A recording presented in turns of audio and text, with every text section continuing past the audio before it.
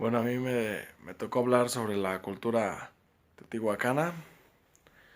Bueno, yo les puedo decir que estos son algunos grupos olmecas que emigraron en la zona mesoamericana de lo que es el Golfo de México.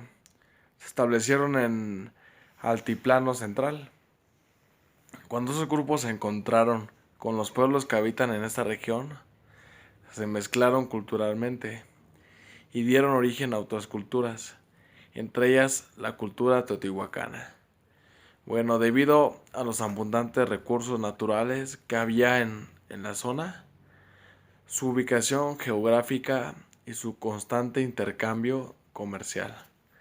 Bueno, la ciudad de Teotihuacán creció con el tiempo, se convirtió en una ciudad muy poblada, entre los 125,000 a los 250,000 millones de personas.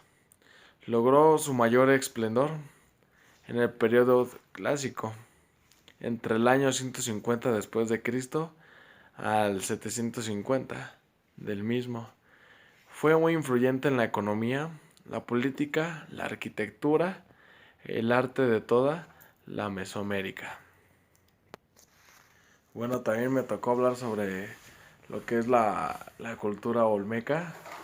Bueno, en el periodo formativo 2500 antes de Cristo comienza la era cristiana. Nace la primera gran civilización americana, la cultura olmeca. 1500 a 100 antes de Cristo. Las culturas olmecas, los hombres de país de Hule, ocuparon la zona de 18,000 kilómetros, situada en los actuales estados mexicanos de Tabasco y Veracruz. El país cálido, húmedo, pantanoso y lleno de bosques. Um, bueno, también ofrece pocas condiciones para el desarrollo humano. Por eso la aparición del élite dirigente estuvo sin duda relacionada con el control ejercido por ciertas familias sobre las tierras fértiles. Bueno, también les puedo decir que la cultura olmeca alcanzó su mayor apogeo entre 1200 y el 400 antes de Cristo. De esta época datan que se tratan de pequeños conjuntos urbanos sobre enormes terrazas de arcilla que sirven al mismo tiempo como lugar de residencia dominante y como centro de peregrinación religiosa. Actividades deportivas en Mesoamérica. Además de sus funciones religiosas, se practicaban para preparar físicamente a la juventud.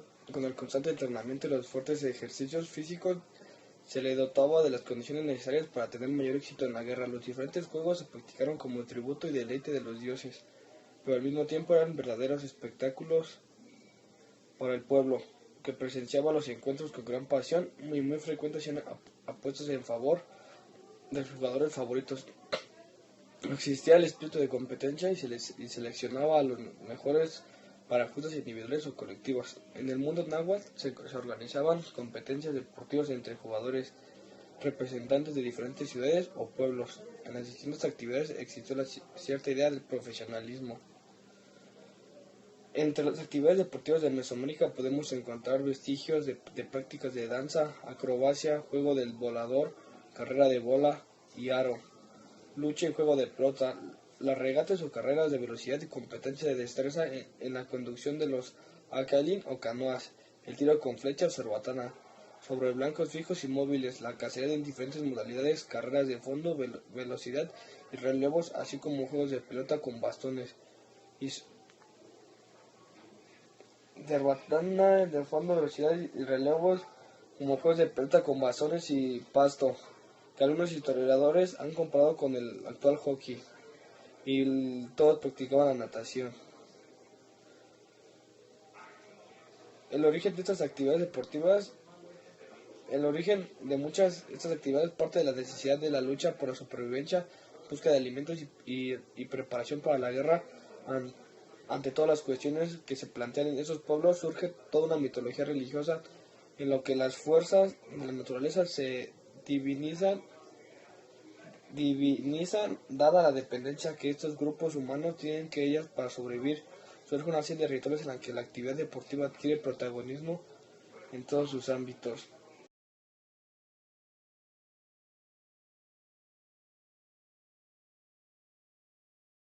Buenas tardes, compañeros, mi nombre es Irving Gerardo Márquez Gutiérrez. Les voy a hablar sobre los pueblos mesoamericanos. Se conocía pueblo mesoamericano al México histórico prehispánico, en el periodo histórico comprendido ante la llegada de los españoles a suelo mexicano.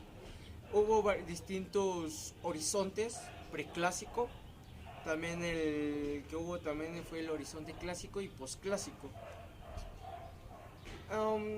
Los pueblos mesoamericanos dieron mucho fruto a los ejercicios físicos de cada persona. Hubo lo que fueran las carreras a pie, lo cual eran como el que perdía se sacrificaba, perdía la muerte el que perdía. Lo hacían con tributo a sus dioses. Carrera a pie a la actualidad sigue siendo, ya no con el mismo interés, ya no con los mismos castigos como antes, de torturarlos o mismo matarlos.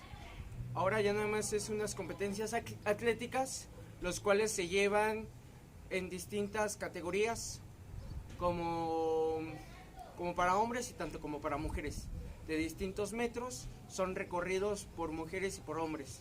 En la antigüedad, en el México prehispánico, en Mesoamérica, también hubo lo que fueron el juego de la pelota.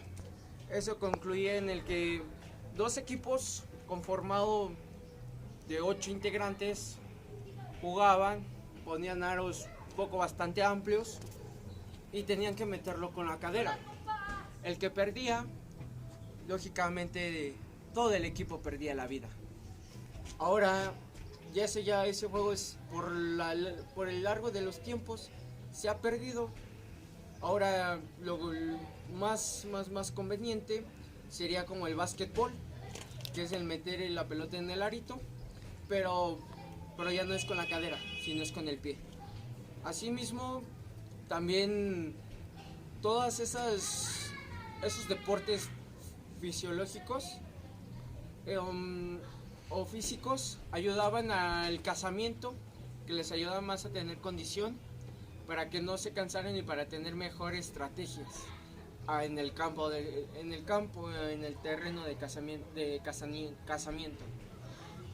Asimismo, los mesoamericanos fueron cómplices de los juegos que llegaban a tener o que llegaban a realizar en sus pueblos natales. Asimismo,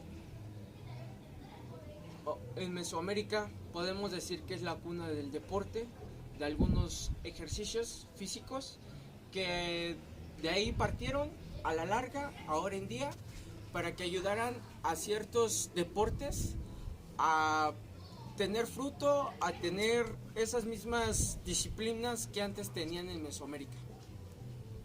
Bueno, compañeros, eso sería todo.